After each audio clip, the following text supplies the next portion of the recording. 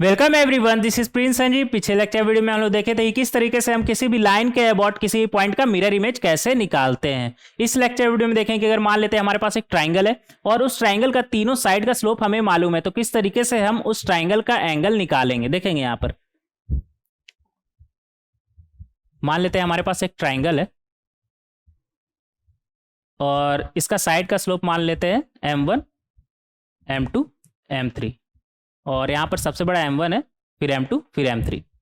तो मान लेते हैं ये रहा m1 और ये रहा m2 और ये रहा m3। नाम दे देते हैं इसका a b c। ठीक है, सबसे बड़ा m1 है ना, तो यहाँ से शुरू करेंगे a फिर b फिर c, m1 m2 m3 से ही आप चलेंगे। ठीक है, जिस तरह m1 m2 m3 उसी तरह a b c, b को इधर नहीं लिख दीजिएगा। तो इस तरीके से आप नेमिंग कर लीजिए और फिर आपको मान लीजिए एंगल ए चाहिए, तो आप इस फॉर्मूले से एंगल ए बहुत ही आसानी से निकाल सकते हैं। क्या बन जाएगा आपका m1 minus m2 upon 1 plus m1 m2। Similarly अगर आपको एंगल बी चाहिए तो आप क्या लिखेंगे m2 minus m3 upon 1 plus m2 m3। Similarly tan c में लिखना था m1 माइनस m3, बड़े वाले से छोटे वाले को माइनस कर रहे हैं ना। tan a में देखिए बड़ा वाला में से छोटा वाले को माइनस किया, बड़ा कौन है m1, तो m1 में m2 को माइनस किए। सिमिलरली tan b में भी हम बड़े वाले में से छोटे वाले को माइनस किया, m2 माइनस m3 को, m2 में से m3 को माइनस किया। लेकिन सिमिलरली tan c हमें क्या बोलना चाहिए था, बड़े वाले से छोटा वाला, लेकिन यहाँ पर ध्यान दीजिएगा बड़ा वाला में से छोटा वाला नहीं है, छोटे वाले में से बड़े वाला माइनस हो रहा है, मतलब m3 में m1 माइनस हो रहा है। तो ध्यान दीजिएगा यहाँ पर। ठीक है, तो tan c आपका कितना हो जाएगा m3 minus m1 upon 1 plus m3 m1। जबकि यहाँ से इन दोनों से तो लग रहा था इन दोनों के हिसाब से कि m1 माइनस m3 होना चाहिए, लेकिन ध्यान दीजिएगा यहाँ पर जब आप tan c लिखेंगे तो छोटे वाले में से बड़े वाले माइनस करेंगे और इन दोनों में मतलब जब tan a tan b निकालेंगे तो वहाँ पर बड़े वाले में से छोटे वाले को माइनस करेंगे, मतलब m1 माइनस m2 और यहाँ पर भी m2 माइनस m3, लेकिन यहाँ पर छोटे वाले से बड़ा वाला मतलब m3 minus m1 upon 1 plus m3 m1। तो इस फॉर्मूले से आप बहुत ही आसानी से निकाल सकते हैं। तो और ये हम निकालते क्यों है, इससे फ़ायदा क्या होगा हमारा। देखिए यहाँ पर अगर आप एंगल ए बी सी निकाल दिए तो आपको पता चल जाएगा कि इस ट्राइंगल का नेचर क्या है। जैसे अगर मान लेते हैं कि इस ट्राइंगल का कोई भी दो एंगल हमारा सेम आ गया, ठीक है, तो आप बोल सकते हैं कि ट्राइंगल हमारा कैसा है। मान लेते हैं यहाँ पर लिख लेंगे दो एंगल मान लेते हैं हमारा सेम आया, तो ट्राइंगल कैसा हो जाएगा, आइसोसेलेस। और मान लेते हैं तीनों एंगल अगर हमारा सेम आ गया तो ट्राइंगल कैसा आ जाएगा, इक्विलेटरल। मान लेते हैं कोई भी एक एंगल 90 डिग्री आ गया तो ट्राइंगल कैसा हो जाएगा हमारा, राइट एंगल। तो इस तरीके से हम नेचर पता कर सकते हैं कि ट्राइंगल का हमारा नेचर कैसा है। ठीक है, तो लिखेंगे कैसे वो तो हम देख ही चुके हैं, बड़े वाले में से छोटे वाले में, मतलब अगर tan a निकालना है तो बड़ा कौन सा m1 ना, तो m1 माइनस m2 हो जाएगा upon 1 plus m1 m2। Angle तो हम पहले ही देख चुके थे ना कि किसी भी दो लाइन के बीच हम एंगल कैसे निकालते हैं, लेकिन यहाँ पर तो हमें इंटरनल एंगल चाहिए ना, मतलब ट्राइंगल जो बना रहा, मतलब यहाँ पर तो एंगल अगर आप अच्छे से देखें तो एक इधर भी एंगल बने, ये भी एंगल बनेगा ना, लेकिन हमें ये वाला एंगल चाहिए। तो उसके लिए आप प्रॉपर ये वाला फॉर्मूला यूज़ करेंगे, वो मॉड वाला नहीं यूज़ करेंगे। मॉड वाला से तो आपका दोनों आता था ना, तो ध्यान रखिएगा इस बात का। तो इस तरीके से बहुत ही आसानी से हम m1 m2 angle A angle B angle C निकाल सकते हैं। आगे बढ़ेंगे, कुछ क्वेश्चन करेंगे इस पर तो बात समझ में आएगा। जैसे यहाँ पर देखेंगे इस क्वेश्चन में हमसे क्या बोल रहा है, check the nature of triangle form by the lines. तो अगर यहाँ पर हम इसका स्लोप का बात करें तो इसका स्लोप हमारा कितना है, 3 ना, इसका स्लोप है हमारा 3 और इसका स्लोप कितना है हमारा 1 और इसका स्लोप हमारा कितना है 2। तो यहाँ पर हम देख सकते हैं सबसे बड़ा कौन है, ये ना, तो इसका नाम देते हैं m1 और फिर ये बड़ा है ना तो इसका नाम m2 और इसका नाम m3। और यहाँ पर हमें नेचर चेक करने बोल रहा है ना इस ट्राइंगल का, देखेंगे यहाँ पर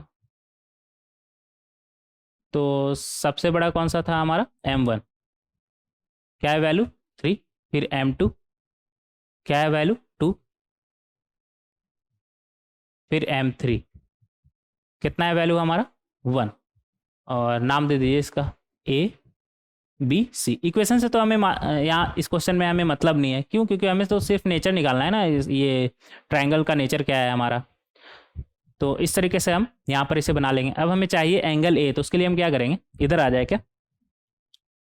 अब अगर हमें चाहिए एंगल ए तो उसके लिए हम क्या करेंगे, बड़े वाले में से छोटे वाले को माइनस करना है ना, मतलब 3 माइनस 2 अपॉन 1 प्लस 3 इंटू 2 क्या बन जाएगा हमारा 1 अपॉन, और नीचे में कितना आएगा 7। तो इस तरीके से हम निकाल सकते हैं। सिमिलरली tan भी हमारा कितना हो जाएगा, बड़ा वाला में से छोटा वाला ना, तो 2 माइनस 1 अपॉन 1 प्लस 2 इंटू 1 कितना आ गया हमारा 1 अपॉन 3। ठीक है, सिमिलरली अगर हम tan से निकालें तो इस बार क्या होगा, छोटे वाले में से बड़ा वाला माइनस करेंगे, मतलब 1 माइनस 3 अपॉन 1 प्लस 1 इंटू 3। तो ये आ जाएगा हमारा -2 और नीचे में 4, मतलब -हाफ आ गया ना। तो इस तरीके से हम क्लियरली देख सकते हैं एंगल ए बी सी का tan क्या है हमारा। तो यहाँ पर देख सकते हैं कि ये तो हमारा कैसा है, पॉजिटिव, ये भी हमारा कैसा आ रहा है, पॉजिटिव। तो हमें पता है कि 0 से 90 डिग्री के बीच एंगल का tan का वैल्यू हमारा कैसा होता है, पॉजिटिव। मतलब ये यहाँ से हम क्लियरली बोल सकते हैं कि एंगल ए जो है वो हमारा 90 डिग्री से कम ही होगा। सिमिलरली एंगल बी भी हमारा 90 डिग्री से कम ही होगा। और एंगल सी का अगर बात करें तो एंगल सी का वैल्यू हमारा आ रहा है निगेटिव। ये कैसा आ रहा है हमारा, निगेटिव। निगेटिव कब होता है हमारा tan का वैल्यू, 90 डिग्री के बाद। तो यहाँ से हम क्लियरली बोल सकते हैं कि जो सी है वो हमारा कैसा है, 90 डिग्री से बड़ा है। अगर सी हमारा 90 डिग्री से बड़ा हुआ तो ये फिर तो ऑब्ट्यूस एंगल ट्राइंगल हो गया ना। तो इस ट्राइंगल का नेचर क्या हो जाएगा हमारा, ऑब्ट्यूस। इस ट्राइंगल अच्छे से लिखेंगे यार।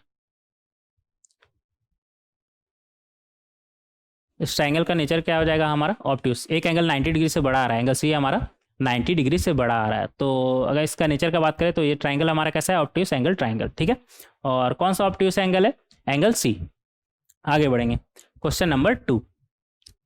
क्वेश्चन नंबर 2 में हमसे क्या बोल रहा है, find the equation of straight line passing through -2, -7। अच्छा, एक स्ट्रेट लाइन है जो -2, -7 से पास कर रहा है, ठीक है। एंड मेकिंग एन एंगल, कितना एंगल बना रहा है, tan इनवर्स 3/4, ठीक है। थोड़ी देर के लिए इसे थीटा मान लेते हैं। With the line 4x + 3y। अच्छा, ये मान लेते हैं 4x + 3y है हमारा, ये लाइन मान लेते हैं 4x + 3y = 1 है हमारा, ठीक है। इसका अगर स्लोप का बात करें तो इसका स्लोप कितना है हमारा, इसका स्लोप आ जाएगा हमारा -4/3, -4/3। और ये एंगल कितना है हमारा, थीटा एंगल बना रहा है ना, तो ये एंगल है हमारा थीटा। हमें चाहिए क्या है यहाँ पर, अच्छा, equation of a straight line लिखना है। अच्छा, वो लाइन का इक्वेशन जो इस मतलब -2, -7 से पास कर रहा है और इस लाइन के साथ एंगल कितना बना रहा है, tan इनवर्स 3/4, ठीक है। देखेंगे यहाँ पर तो नॉर्मली हम कैसे निकालते थे एंगल, tan थीटा, इन दोनों के बीच का अगर एंगल हम निकालें तो कैसे निकालते थे, tan थीटा = मॉड ऑफ, कितना होता था हमारा, इसका स्लोप अगर मान लेते हैं m है और इसका स्लोप कितना है, -4/3 ना, तो m -4/3 अपॉन 1 + m -4/3। और ये एंगल हमारा कितना बोल रहा है, tan इनवर्स 4/3 ना। tan थीटा हमारा कितना आ जाएगा, अगर थीटा हमारा tan इनवर्स 3/4 है तो इसके जगह पे हम ये लिख सकते हैं tan इनवर्स 3/4। तो ये हमारा आ जाएगा, इधर कितना बन रहा है हमारा 3m +4 और इधर कितना आ जाएगा 3 - 4m, ठीक है। और tan इनवर्स 3/4 हमारा कितना आएगा, 3/4। ये सब ITF में देखेंगे, फिलहाल इतना समझ जाइए कि tan इनवर्स 3/4 हमारा क्या आ जाएगा, 3/4। तो इधर लिख लेंगे 3/4, इसका वैल्यू कितना होगा, 3/4। तो यहाँ से आ जाएगा हमारा 3m + 4 अपॉन 3 - 4m = ±3/4। तो यहाँ से हमारे पास क्या आ जाएगा, 3m + 4 टाइम्स ऑफ 3m + 4 और इधर ±3, कितना आ जाएगा 3 - 4m, ठीक है। तो यहाँ से हमारे पास आ जाएगा, ये कितना आ जाएगा 12m + 16 =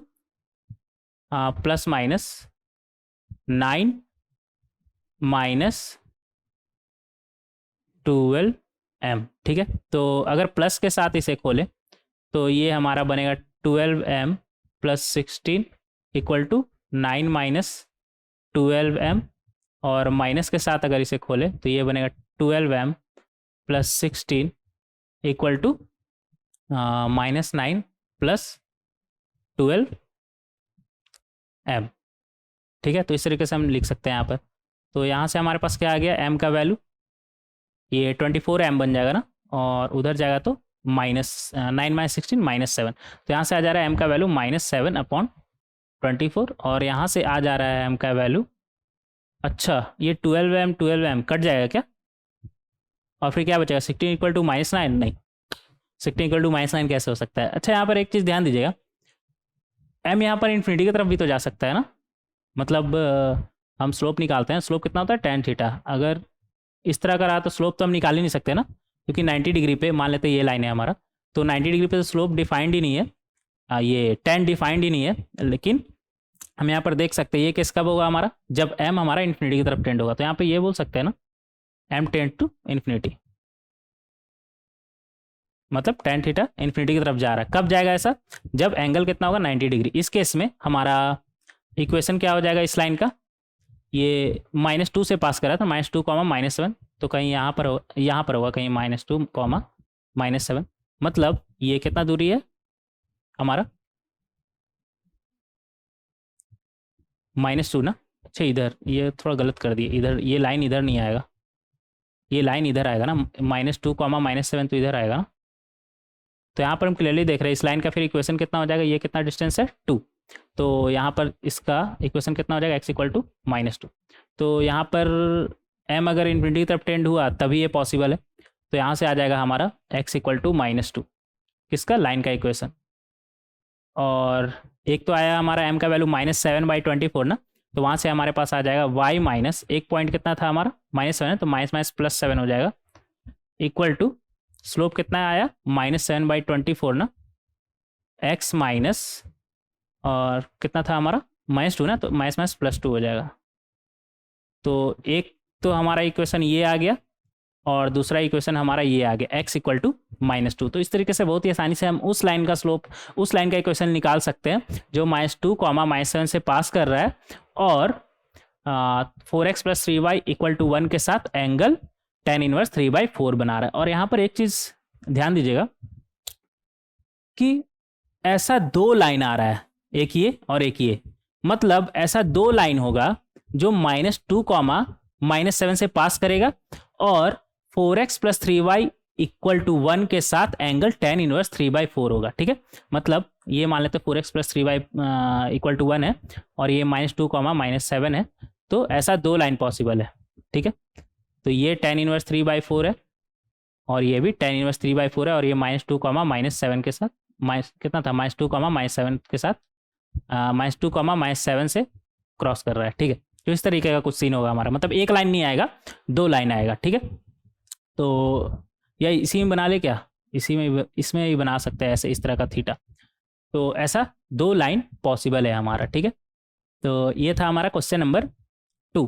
फाइनल आंसर क्या आ गया, x = -2 and y = 7, y + 7 = -7/24 times x + 2। तो इस तरीके से क्वेश्चन हम बहुत ही आसानी से निकाल सकते हैं। देखेंगे क्वेश्चन नंबर 3। क्वेश्चन 3 के पहले हम देखेंगे कंकरेंसी ऑफ लाइन। कब हम बोलेंगे कि लाइन हमारा कंकरेंट है, जब लाइन का एग्जैक्टली एक कॉमन पॉइंट हो। अब एक ही सिर्फ कॉमन पॉइंट होगा तो वो यूनिक भी होगा, एक ही सिर्फ कॉमन पॉइंट होगा तो उसे हम यूनिक भी बोल सकते हैं, तो यूनिक पॉइंट ऑफ इंटरसेक्शन बोल सकते हैं यहाँ पर। ठीक है, ये हमारा पॉइंट ऑफ इंटरसेक्शन है। तो कब हम बोलेंगे लाइन हमारा कंकरेंट है, जब लाइन के बीच एग्जैक्टली एक कॉमन पॉइंट हो। ठीक है, एग्जैक्टली एक कॉमन पॉइंट हो, तभी हम बोलेंगे कि लाइन हमारा कैसा है, कंकरेंट। और ये पता कैसे चलेगा कि लाइन हमारा कंकरेंट है, मतलब लाइन का इक्वेशन हमें दिया हुआ है, तीनों लाइन का इक्वेशन, तो पता कैसे चलेगा कि ये लाइन हमारा कंकरेंट है। देखिएगा यहाँ पर, अगर ये लाइन हमारा कंकरेंट हुआ, अगर ये तीन लाइन हमारा कंकरेंट हुआ तो इसका क्या मतलब है, इधर कर लेंगे इसे थोड़ा, इसका क्या मतलब है कि इसका डी भी 0 होगा। डी मतलब आप x को और y को गायब कर दीजिए, क्या बचा आपका a1, a2, a3, b1, b2, b3 और क्या बचा c1, c2, c3 ना, c1, c2, c3। तो इसका वैल्यू हमारा कैसा होना चाहिए, 0। इसका नाम दे दीजिए डी। तो डी हमारा कैसा होना चाहिए, 0। कब, जब लाइन हमारा कंकरेंट हो तब। लेकिन उसका उल्टा भी सही है क्या, नहीं, इसका उल्टा सही नहीं है, वो आगे देखेंगे यहाँ पर कैसे, बट यहाँ पर लिखिएगा but converse is not true, मतलब कि अगर मान लेते हैं हमारा डी 0 है तो इसका मतलब ये नहीं है कि लाइन हमारा कनकरेंट होगा। इसका मतलब ये नहीं है कि लाइन हमारा कनकरेंट होगा। हो भी सकता है, नहीं भी हो सकता है, लेकिन इतना कंफर्म है कि अगर लाइन हमारा कनकरेंट हुआ तब डी का वैल्यू 0 हो जाएगा। तो यहाँ पर ध्यान दीजिएगा, अगर लाइन हमारा कनकरेंट हुआ तो डी का वैल्यू 0 होगा, कंफर्म है। लेकिन अगर डी का वैल्यू 0 है तो लाइन कनकरेंट हो भी सकता है और नहीं भी हो सकता है, इसलिए यहाँ पर नॉट इम्प्लाइज है। ठीक है, तो और डिटरमिनेंट में इसके बारे में अच्छे से बात किए थे ना। क्या बात किए थे? डी का वैल्यू 0 कब कब हो सकता है, डी का वैल्यू हमारा 0 कब कब हो सकता है? एक तो ये कि कॉमन पॉइंट ऑफ इंटरसेक्शन हो, फिर ये भी हो सकता है ना, दो लाइन तो एक के ऊपर एक हो और एक ऐसे। यहाँ पर भी कॉमन पॉइंट ऑफ इंटरसेक्शन ही आ रहा है, तो यहाँ तो डी का वैल्यू 0 है और यहाँ भी डी का वैल्यू 0 है। इन दोनों केस में हमारा लाइन कैसा है? कनकरेंट। तो इन दोनों केस में लाइन हमारा कैसा है? कनकरेंट, इसमें भी इसमें भी। और कब डी का वैल्यू हमारा 0 होगा? अच्छा, एक के ऊपर एक तीनों लाइन हो गया तब, मतलब जैसे मान लेते हैं लाइन है हमारा, मान लेते हैं लाइन है हमारा x plus Y plus 1 equal to 0, 2x plus 2y plus 2 equal to 0, 3x plus 3y plus 3 equal to 0। तो ये तीनों कोई अलग लाइन थोड़ी है, सेम ही लाइन है ना, तो एक के ऊपर एक ही आ जाएगा लाइन हमारा। तो इन तीनों केस में हमारा डी कैसा होगा? Equal to 0। ठीक है, और कुछ पॉसिबल है क्या डी का वैल्यू 0? हाँ, अगर तीनों लाइन पैरेलल हो गया तब भी डी का वैल्यू हमारा कैसा हो जाएगा? 0। तो यहाँ पर हम देख सकते हैं कि ये दोनों तो हमारा कनकरेंट है, बट ये दोनों हमारा कनकरेंट नहीं है। और डी का वैल्यू अगर हम मान लेते हैं हमारा 0 नहीं हुआ तो किस तरह का बनेगा हमारा? डी का वैल्यू 0 नहीं है तो ऐसा हो सकता है ना, एक किस तरह का हो जाएगा हमारा? यहाँ पर डी का वैल्यू हमारा 0 नहीं होगा, डी का वैल्यू 0 नहीं होगा। और क्या हो सकता है पॉसिबल केस? इस केस में भी डी का वैल्यू हमारा नॉट इक्वल टू 0 होगा। और कुछ हो सकता है क्या पॉसिबल? एक ये हो गया, एक ये हो गया, और कॉमन पॉइंट ऑफ इंटरसेक्शन ना है, इस तरह का हमें बनाना है। अच्छा, एक ये भी तो हो सकता है ना, मतलब दो ऐसे हो जाए और एक इसके पैरेलल। हाँ, ये भी हो सकता है, दो ऐसे हो जाए और एक इसके पैरेलल। ठीक है, तो यहाँ पर कंकरेंट कौन कौन सा है? ये है और ये है, ये दोनों नहीं है, ये दोनों नहीं है, इन दोनों को तो बात ही नहीं करना। जब डी 0 नहीं है तो यहाँ पर तो कंफर्म है कि कंकरेंट नहीं होगा हमारा। लेकिन अगर डी 0 है तब चेक करना था कि कंकरेंट होगा कि नहीं। तो इन दोनों केस में हम देख सकते हैं डायरेक्ट हमारा यूनिक पॉइंट ऑफ इंटरसेक्शन आ रहा है। यहाँ पर तो सारा का सारा कॉमन पॉइंट हो गया ना, और यहाँ पर तो एक भी कॉमन पॉइंट नहीं है, तीनों का तीनों हमारा पैरेलल है। ठीक है, तीनों का तीनों हमारा पैरेलल है, तो इस तरीके से हम समझ सकते हैं इसे। और अच्छा, इस लाइन का इक्वेशन वगैरह हमारा क्या आएगा? कुछ इस तरह का आएगा, एक्स प्लस वाई, मान लेते हैं X plus Y equal to 2, X plus Y equal to 3, X plus Y equal to 4। यहाँ पर हम देख सकते हैं तीनों का हमारा स्लोप बराबर है, तो कुछ इस तरह का आएगा इसका हमारा। ठीक है, मतलब ये तीनों का स्लोप हमारा बराबर है, पैरेलल लाइन है ये, लेकिन वाई इंटरसेप्ट हमारा बराबर नहीं है, इसलिए ये पैरेलल है। अब वाई इंटरसेप्ट भी बराबर हो जाता तो फिर ये वाला केस हो जाता ना। तो अभी तो हम फिलहाल बात कर रहे हैं कंकरेंसी ऑफ लाइन। तो कंकरेंसी ऑफ लाइन में याद रखिएगा कब होगा हमारा लाइन कनकरेंट? ये दोनों केस में। ठीक है, और कनकरेंट है तो उसका डी 0 होगा, लेकिन यार डी 0 है तो कनकरेंट हो भी सकता है, नहीं भी हो सकता है। जैसे यहाँ पर हम देख सकते हैं डी 0 है लेकिन लाइन हमारा कनकरेंट नहीं है। ठीक है, तो याद रखिए इस बात को।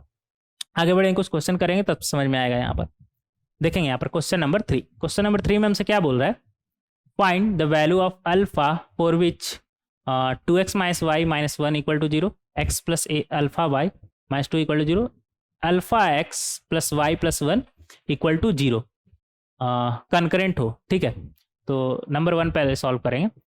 वो वैल्यू हमें बताना है अल्फा का जिसके लिए ये तीनों लाइन हमारा कैसा हो? कनकरेंट। और हमें पहले से पता है कि अगर कनकरेंट हुआ तो डी कैसा होगा हमारा? 0। कनकरेंट हुआ तो डी कैसा होगा हमारा? 0। तो देखते हैं अगर किसी अल्फा का वैल्यू के लिए कनकरेंट आ रहा है तो डी तो इसका 0 होगा। तो देखते हैं अल्फा का किस वैल्यू के लिए इसका डी 0 हो रहा है, उस पर चेक कर लेंगे कि कनकरेंट आ रहा है कि नहीं। तो डी कैसे निकालेंगे?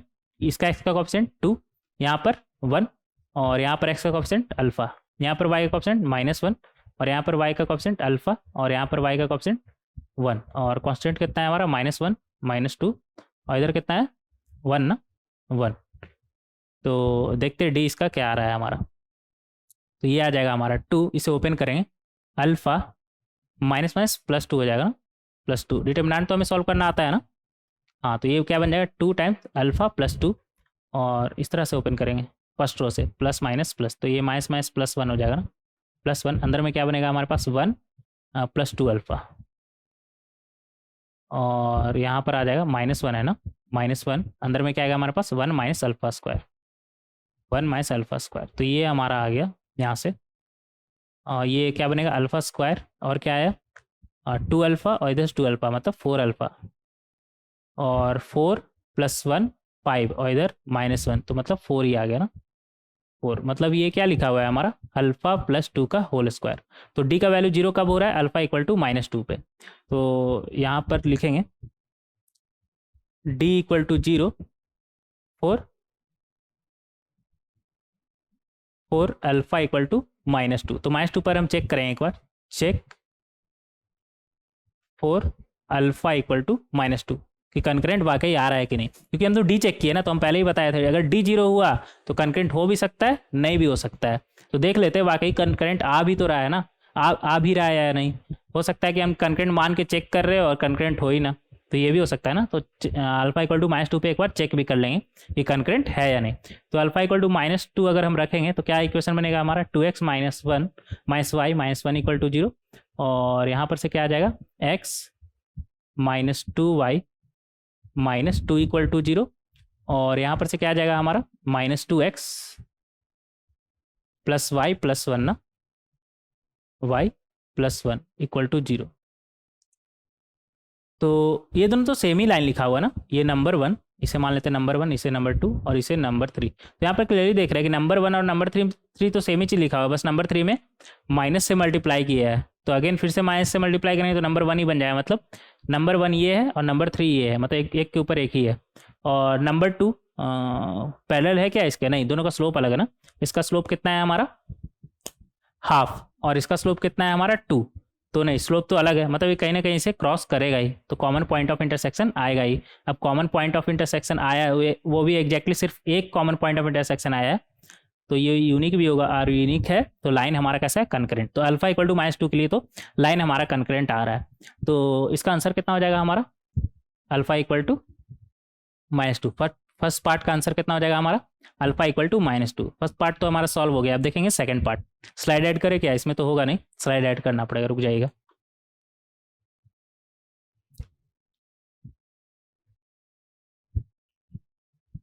कहाँ गया,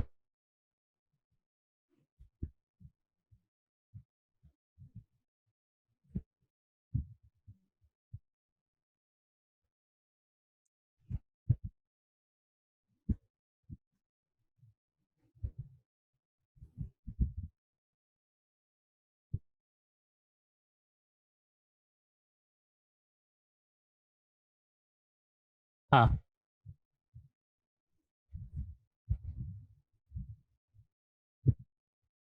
ठीक है,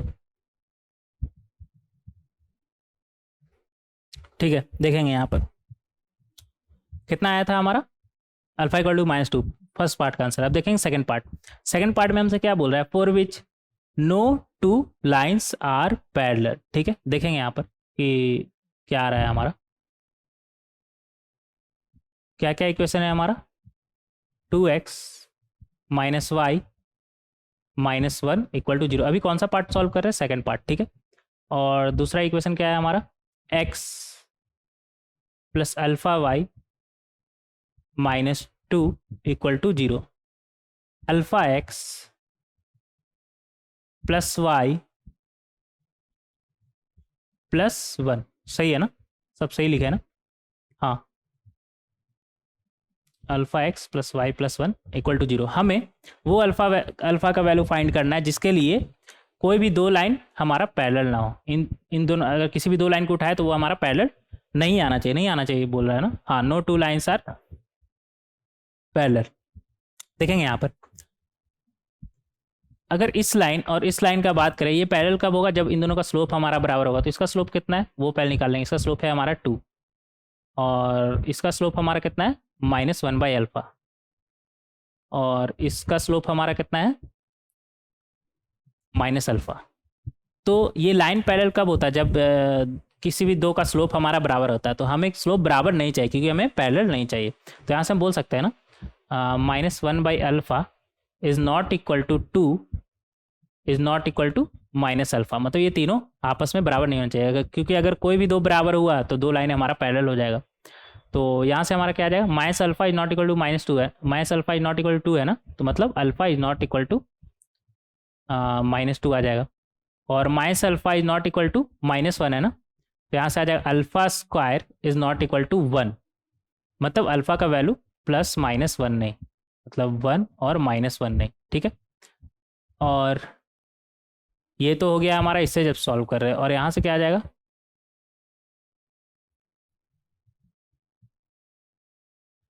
अच्छा, यहाँ से आ जाएगा -½ यहाँ से हमारे पास क्या आ जाएगा? Alpha is not equal to -½ तो ये 4 वैल्यू हमारा आया।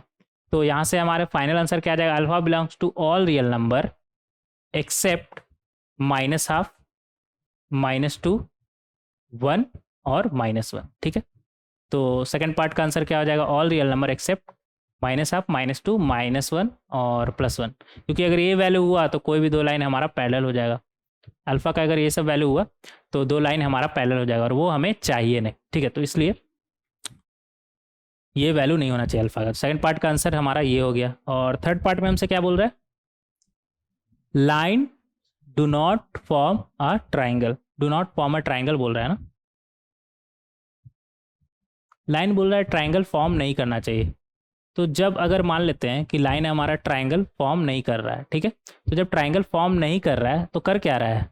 तो तब तो इस तरह का केस आ जाएगा कि दो लाइन पैरेलल हो जाए या फिर कनकरेंट हो जाए, इस तरह का केस आ जाएगा ना हमारे पास, इस तरह का कि तीनों लाइन पैरेलल या फिर दो लाइन पैरेलल, इस तरीके से। कौन कौन सा केस बनेगा? ये और इस तरह का बन सकता है, 3 लाइन था ना, 3 लाइन, या फिर तीनों का तीनों एक के ऊपर, या फिर दो लाइन पैरेलल एक इधर, इस तरह का बनेगा। और कुछ बन सकता है क्या? इस तरह का ही बन सकता है ना। हाँ, और कुछ पॉसिबिलिटी है क्या? अभी बनाया था ना ये सब सारा का सारा केस, क्या क्या आया था हमारा? अच्छा, एक ये भी था। हाँ, मतलब इधर आ जाते हैं, दो लाइन ऐसे और 3 लाइन ऐसे। तो अगर ट्राइंगल नहीं फॉर्म कर रहा है तो क्या कर रहा है? यही सब कर रहा है ना हमारा। तो इन सारा केस में हम देख सकते हैं कि दो लाइन हमारा पैरेलल तो है ही, दो लाइन हमारा पैरेलल है, बस ये वाले में पैरेलल नहीं है, ये वाले में पैरेलल नहीं है, बाकी सारा का सारा इन सभी में पैरेलल है। तो हमें क्या चाहिए? वो अल्फा का वैल्यू जिसके लिए ट्राइंगल फॉर्म नहीं कर रहा है, मतलब जिसके लिए ये सब चीज़ फॉर्म कर रहा है। तो यहाँ पर हम देख सकते हैं कि इसका नंबर 1 नाम दे दे, इसका number 2, number 3, number 4, number 5, number 6। तो नंबर 2 को छोड़कर सभी में दो लाइन तो पैरेलल है। तो अल्फा का वैल्यू क्या क्या हो जाएगा हमारा? अल्फा का वैल्यू -½ -2 1 और -1। और ये भी इंक्लूड करना होगा ना कनकरेंट वाला। किस अल्फा का वैल्यू के लिए कनकरेंट था हमारा? पहले निकाल चुके हैं ना, -2। तो -2 तो पहले से ही हम लिख चुके हैं ना, दोबारा लिखने का कोई जरूरत नहीं है। मतलब अगर ये सब अल्फा का वैल्यू हुआ तो हमारा ट्राइंगल फॉर्म नहीं होगा, ठीक है, हमारा ट्राइंगल फॉर्म नहीं होगा। तो फाइनल आंसर क्या हो गया हमारा? -½ -2 1 एंड -1। तो इस तरीके से बहुत ही आसानी से हम सॉल्व कर सकते हैं। तो यहाँ पर लिख देंगे कि अगर ट्राइंगल फॉर्म नहीं कर रहा है मतलब क्या है? या तो कनकरेंट है या फिर no two line are parallel, no two lines are parallel. नहीं, नो टू लाइन्स नहीं, टू लाइन्स आर पैरेलल ना, ठीक है, टू लाइन्स आर पैरेलल। अगर ट्राइंगल नहीं फॉर्म कर रहा है मतलब ये दोनों बना रहा है, तो याद रखिएगा ये। तो इस तरीके से क्वेश्चन नंबर 3 को भी हम थर्ड पार्ट भी इसका बहुत ही आसानी से सॉल्व कर सकते हैं। आगे बढ़ेंगे, क्वेश्चन नंबर 4। क्वेश्चन नंबर 4 में हमसे क्या बोल रहा है? ये तीनों पार्ट सॉल्व हो गया था ना, इसका कोई बचा नहीं ना? हाँ, तीनों पार्ट सॉल्व हो गया इसका, हाँ सही है। तो इस तरीके से हम क्वेश्चन नंबर 4 को सॉल्व कर सकते हैं। आगे बढ़ेंगे, क्वेश्चन नंबर 3 था वो, क्वेश्चन नंबर 4 को सॉल्व करेंगे। देखेंगे इसमें क्या बोल रहा है हमसे। इफ लाइन्स, 3 लाइन का ही क्वेश्चन दिया हुआ है हमें, थीटा वगैरह इन्वॉल्व है, ठीक है, देखते हैं। वेयर बी सी इज, यहाँ पर क्या बोल रहा है, B C is not equal to A D, ठीक है, कुछ जरूरत पड़ रहा होगा इसका क्वेश्चन में, इसलिए दे दिया पहले ही कि कहीं क्वेश्चन गलत ना हो जाए, इसलिए पहले ही दे दिया यहाँ पर। आर कनकरेंट, यहाँ पर क्या बोल रहा है, मतलब बता रहा है कि कनकरेंट है, ठीक है, मान लिए। Then find the value of theta, अच्छा मतलब यहाँ पर बता रहा है कि तीनों लाइन हमारा कनकरेंट है, तो थीटा का वैल्यू बताइए। अब यहाँ पर ध्यान देने वाला बात ये है कि अगर लाइन हमारा कनकरेंट है तो डी हमारा कैसा होगा, 0, इतना तो कन्फर्म है। तो यहाँ से आ जाएगा हमारे पास एक्स को गायब कर दिए, क्या बचा हमारे पास, साइन 3 थीटा कॉस 2 थीटा 2, और यहाँ पर वाई को गायब कर दिए, क्या बचा, ए सी ए प्लस 2c, और ये हमारा क्या है, B D B plus 2d, ठीक है। इसका वैल्यू हमारा कैसा होना चाहिए, 0, क्यों, क्योंकि लाइन हमारा कनकरेंट है। अब इसे हटा देते हैं यार, नहीं तो फिर दिक्कत होगा आपको। अब यहाँ पर इसे सॉल्व करना है हमें, डायरेक्ट ओपन करें क्या, यहाँ पर कुछ अच्छा सा दिख रहा है तो डायरेक्ट ओपन नहीं करेंगे, इसे पहले थोड़ा सिंप्लीफाई करेंगे। क्या करेंगे, ऐसा करते हैं ना, रो 3 में माइनस कर देते हैं रो 1 और माइनस कर देते हैं 2 टाइम्स ऑफ रो 2, ठीक है। तो ये हमारा क्या बन जाएगा, साइन थीटा,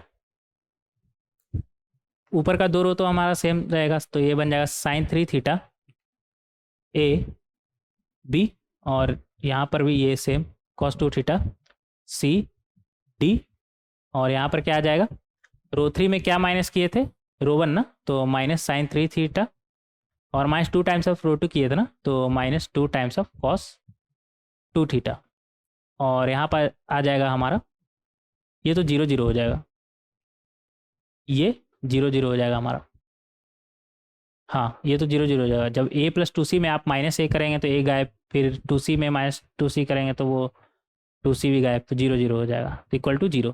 अब इसे ओपन करें क्या, ये प्लस माइनस प्लस, ये प्लस तो ये माइनस, ये प्लस, रो 3 से ओपन अगर हम करें इसे तो ये हमारा बनेगा 2 minus sine 3 theta minus 2 times cos 2 theta, और ये रो, ये कॉलम और ये रो हटाने के बाद क्या बचा, ए डी बी सी, ये बन जाएगा हमारा A D minus B C. Determinant तो हमें सॉल्व करना आता है ना, नहीं आता है तो डिटर्मिनेंट वगैरह का सारा प्लेलिस्ट अपलोड है, वो देख कर आइए, ये तो बेसिक है ना, इतना तो आना चाहिए। तो ये इक्वल टू 0, और यहाँ पर बोल रहा है कि ए डी बी सी बराबर नहीं है, तो जब ए डी बी सी बराबर नहीं है तो ये तो 0 हो नहीं सकता है, तो इन दोनों का प्रोडक्ट 0 होने का क्या मतलब है, एक ही पॉसिबिलिटी है कि ये 0 हो। तो यहाँ से हम बोल सकते हैं कि 2 minus sine 3 theta minus 2 time cos 2 theta equal to 0। एक स्लाइड ऐड करना पड़ेगा, रुक जाइएगा, स्लाइड ऐड कर लेते हैं पहले, सही रहेगा।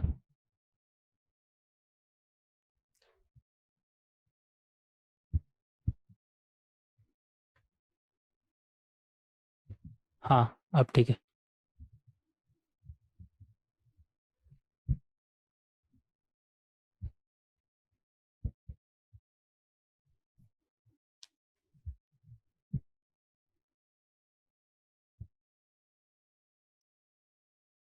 हाँ तो हमारा क्या आया था, 2 माइनस कितना था हमारा, साइन 3 थीटा ना, जिसे हम लिख सकते हैं 3 sine theta minus 4 sine cube theta, और क्या था हमारा माइनस 2 टाइम्स कॉस 2 थीटा, तो इसे साइन के टर्म में हम क्या लिख सकते हैं, 1 माइनस 2 साइन स्क्वायर थीटा, ठीक है। तो इस तरीके से लिख सकते हैं इक्वल टू 0। तो यहाँ से हमारे पास क्या आ जाएगा, 2 minus 3 sine theta plus 4 sine cube theta minus 2 plus 4 sine square theta equal to 0। तो यहाँ पर हम देख सकते हैं 2 और 2 कैंसिल, बचा क्या है हमारे पास, 4 साइन क्यूब थीटा और plus 4 sine square theta minus 3 sine theta equal to 0।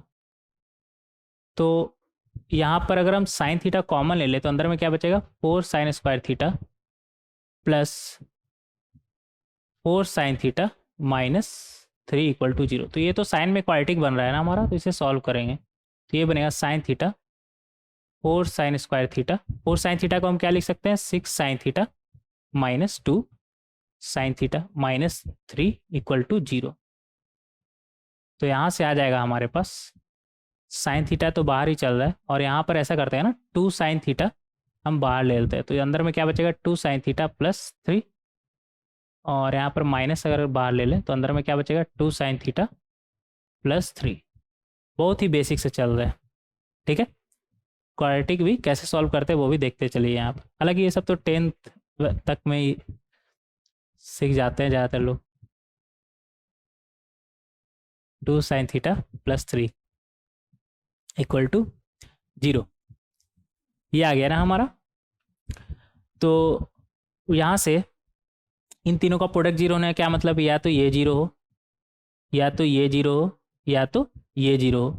तो यहाँ पर हम देख सकते हैं ये तो 0 होगा नहीं, क्योंकि 2 साइन थीटा प्लस 3 0 कब होगा हमारा, मतलब ये किस किस वैल्यू के लिए यहाँ पर आ रहा है 0, मतलब ये कब 0 होगा 2 sine theta plus 3 equal to 0, मतलब साइन थीटा का वैल्यू -3/2।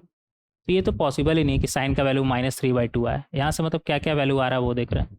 और साइन का वैल्यू 0, मतलब 0 कहाँ पर आता है हमारा, साइन का वैल्यू 0 वो तो देखेंगे कहाँ पर आता है बाद में। और ये साइन का वैल्यू हाफ, मतलब यहाँ से हमारा साइन का 3 वैल्यू आ रहा है -3/2 0 हाफ। तो -3/2 तो ऐसे ही रिजेक्ट हो गया, क्योंकि साइन का वैल्यू हमें पता है -1 से 1 के बीच में होता है। तो साइन का दो ही पॉसिबल वैल्यू है, sine theta equal to 0 and sine theta equal to half. तो हमसे पूछा क्या था, थीटा का वो वैल्यू जिसके लिए लाइन हमारा कंकरेंट है ना, और थीटा का वैल्यू कहाँ से, मतलब कंकरेंट तो बोल रहा है और फिर थीटा का वैल्यू पूछ रहा है ना, तो -π से π के बीच बोल रहा है ना थीटा। तो -π से π के बीच साइन का वैल्यू 0 कहाँ पर होता है,